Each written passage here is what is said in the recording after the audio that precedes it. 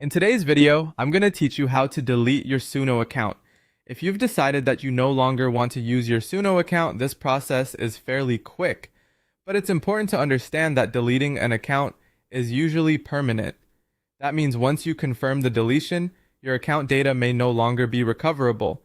So make sure you're completely certain before moving forward. To begin, log into your Suno account. Use your usual sign-in method and wait until you're fully inside your account dashboard. Once you're logged in, navigate to your account settings. This is typically where you'll find your profile details, account preferences, and privacy-related options. If you don't see it right away, take a moment to look through the menu carefully so you can open the correct settings page.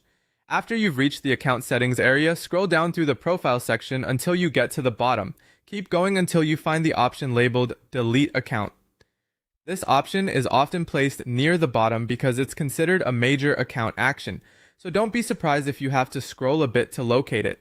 When you find Delete Account, select it to continue. At this point, Suno will usually show a confirmation prompt. This extra step is there to help prevent accidental deletion, since removing an account is a serious and permanent action.